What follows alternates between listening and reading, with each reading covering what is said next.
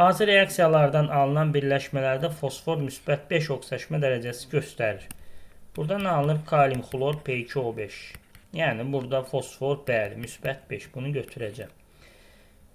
Burada nə alınacaq? Yenə P2O5 ilə H2O.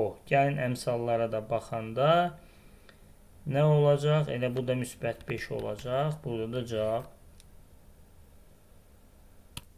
Bəli, çünki burada 3 yazanda artıq normallaşır. P2O5 müsbət 5. Buradan alınır kalsium fosfit.